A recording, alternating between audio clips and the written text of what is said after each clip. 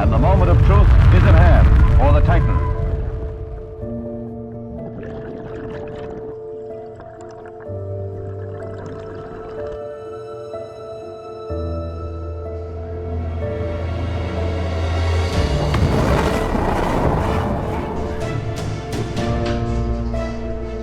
Its ultimate range will be possibly as much as 9,000 miles.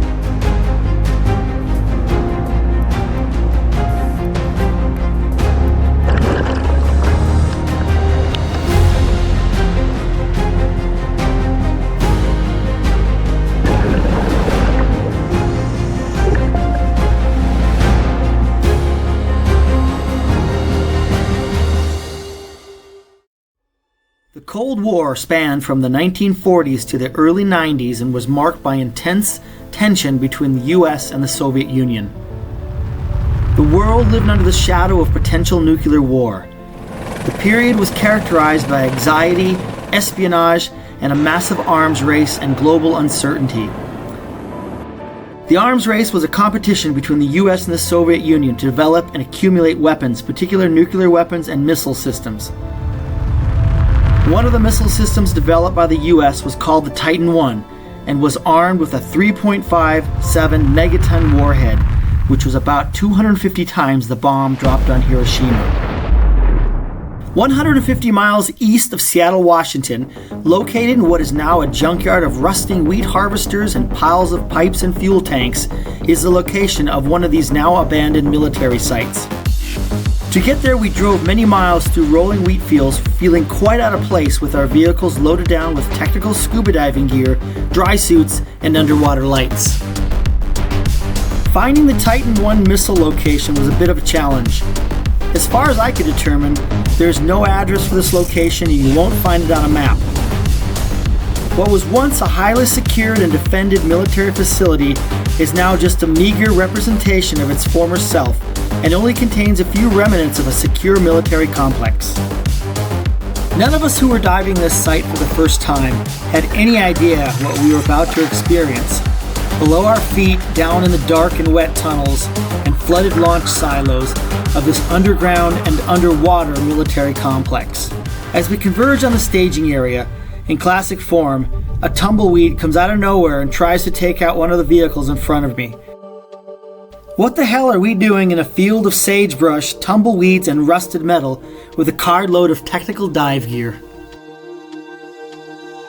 The reality was, we had arrived at an abandoned United States Titan I missile silo complex, a silent relic of the Cold War, and it was time to scuba dive into history. The underground complex was built at the height of the Cold War at this location and contained 3 Titan missile launch silos, equipment terminals, command centers, and living quarters. Everything is connected underground through a system of giant steel culverts. The complex would be the perfect underground city if not for one small flaw in its design. The complex requires pumps to constantly remove the groundwater. When the generators were turned off during the decommissioning of this site, the power failed and the lights went out and the groundwater flooded the silos and most of the connecting tubes. This leaves the site mostly accessible to only divers who are not afraid of the dark and who can dive deep in the cold, clear waters of the missile silos. This is one of the escape hatches for the facility and would have been used in the event that everything had gone wrong underground and it was time to bug out. It's a bit ironic that we are using this entry point to start our journey deep into the facility. After a detailed and well-organized briefing, we haul our gear to the escape hatch and lower our equipment down in the darkness in plastic buckets. For some of us, peer pressure requires us to descend the ladder partially geared up down to the dirt floor below. This is the ready room where many of the tunnels converge, and it's where we will do our final safety check and gear prep. At this point, many of us are wondering what the hell's going on.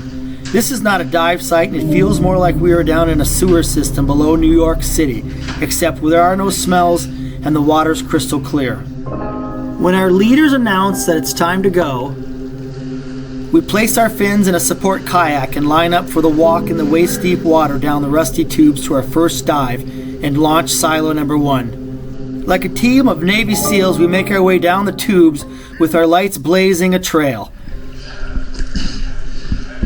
So, we're in that same thing where if you see something on the roof, there's a toe stubber on the bottom. Beam right here. Each member calls out the underwater obstacles below their feet. We start to hear terms like, watch out for the ankle biter, here comes a shin smasher, stay on the pipes.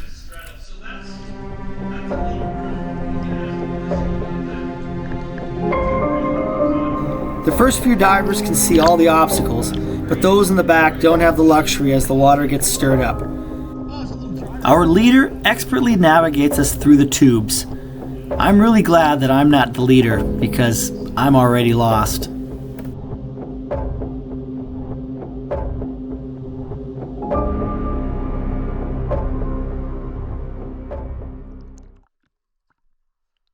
Eventually we arrive at a juncture, and the tunnel to our left is fully flooded. It's time to fin up and drop below the surface to drop into the first missile silo. Life comes down to a few really memorable moments, and for my dive buddies Mark and Danny and I, this will forever be one of those moments.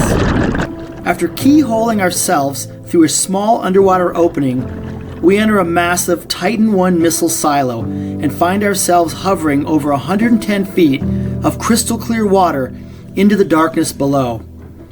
It's hard to believe a facility that was once designed to deliver unimaginable pain and suffering can now bring such adventure and joy.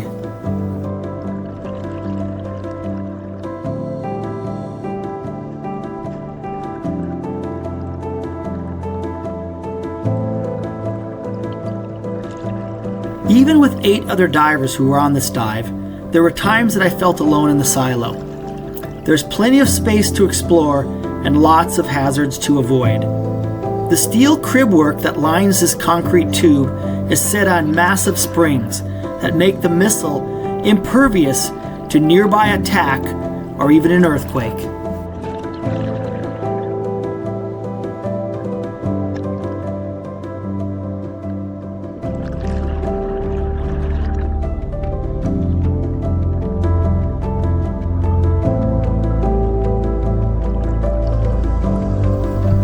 The bottom of the silo hits around 110 feet and is just deep enough to result in the influence of nitrogen narcosis. Breathing air under pressure at depth literally gives you a bit of a buzz, which can be enjoyable until you realize you're at 110 feet in a missile silo in the dark somewhere in eastern Washington. It's time to move up the water column a bit and try to find my buddies, clear my head, and explore while I still have a safe level of air in my tank. This is not the place to mess around and get in trouble.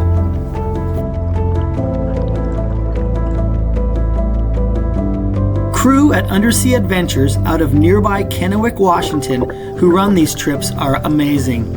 I've never seen better dive masters or organization on any dive expedition. They do have a bit of a sense of humor, so you have to be on your toes at all times.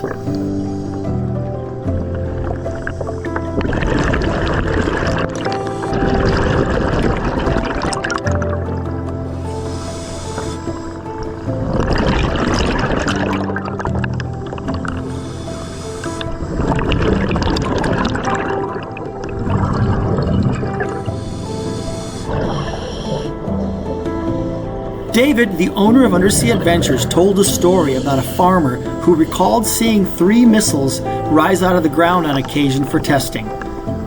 He said he was always really happy when they didn't take off and were slowly lowered back into the silos so he could live another day. Eventually our tanks run empty and we have to return to the world up above where the sun shines bright, yet our brains are filled with memories of exploring a Titan I complex deep under the ground and underwater.